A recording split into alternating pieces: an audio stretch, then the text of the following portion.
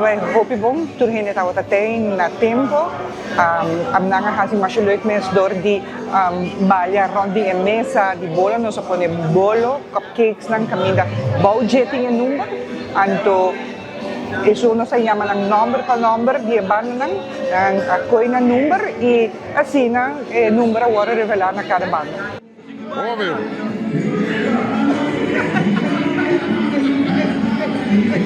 La secuencia de infantil juvenil está lo siguiente: banda número 1 está Awari, banda número 2 está Escola de Música Rufo Wever, banda número 3 está Típico Brisa Tropical y banda número 4 está Típico Colegio Urbano.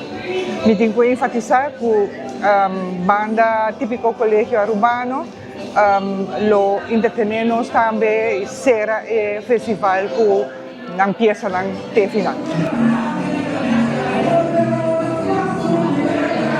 Es un adulto, como lo siguiente: banda número 1 está Jeito, banda número 2 está Típico Cultura Vivo, banda número 3 está Típico Brisa Tropical, banda número 4 está Encurra, banda número 5 está Grupo de Tambú de Luis Maduro, banda número 6 está Rincón Boys, banda número 7 está Alma Folclórico, banda número 8 está Awari y banda número 9 está Formación Bass.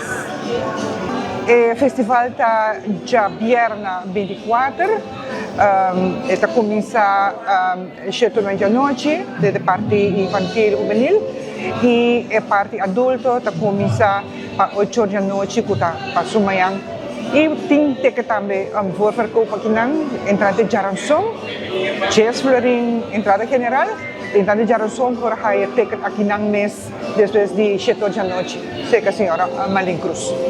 Família de Saki me quer invitar o povo em geral para vir apoiar participantes, vir contribuir na nosso folclore. E também nós temos várias cozinhas bom, sutil, maneira sempre, centro de vários Brasil está conhecido bem grande ser nossa cultura, so nossa cultura está de nós, nossa cultura está nós tem o Brasil.